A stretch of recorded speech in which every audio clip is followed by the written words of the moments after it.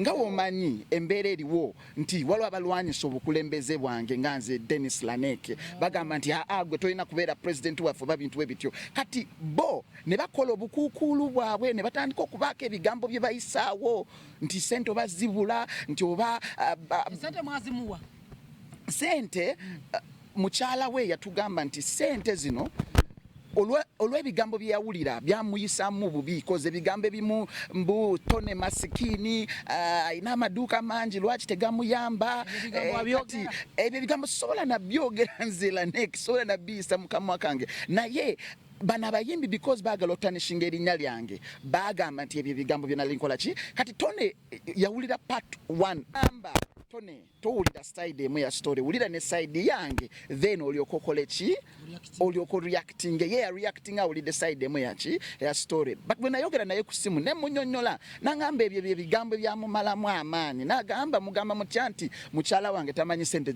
gyenzitereka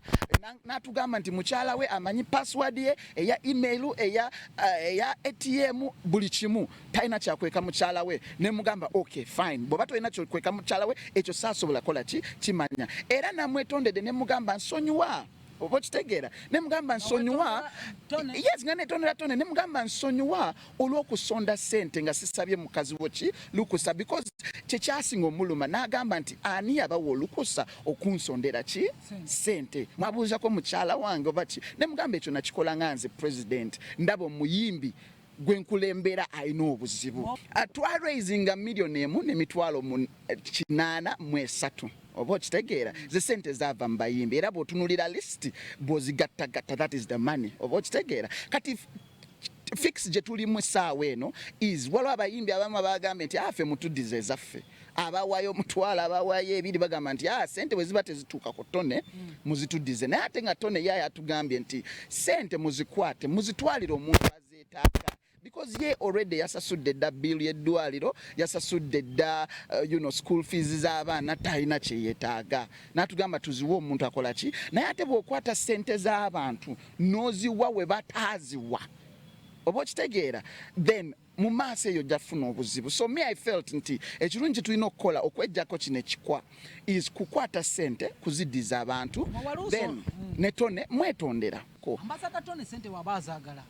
ali lwedo zifuna mujja zimuwa Tonny oba kati abazisaba mugenda zisaasanya muzizeeyo Tonny bw'aba akkiriza okukwata sente then tuzimuwa tetukiinaako obuzibu ezo sente nga bwengamba nti twawaako Caro 20 then Levikson natugamba nti ajja kuwaayo 20 naye kuza kukomeza gye mitwalo ndooza 4 egirina okugattibwa ku sente Shadrack zayina then tuziwe Tonny oba nze fix gye natuusemu is kukwata sente ze twawa Don eyali part of the campaign ne Caro nzikwate 9 nzigatte ku sente tuziddiza abantu bakugana n'okuba ebifaananyi n'obikuba by force ngoyagala biteeka ku social media ekyo nakiwulira oba okitegeera naye eddwaliro kasita ligamba nti stop osobola kujemera etteeka lya ddwaliro naye ate sinze nzeka yakuba ebifaananyi kumpi buli muyimbi eyajjanga okulaba Tonny ng'akuba selfie ng'ateekayo ku zi Facebook zaabwe Instagram WhatsApp nti twabaddeyo ewa Tonny otyo wabito bitambula ate mu gospel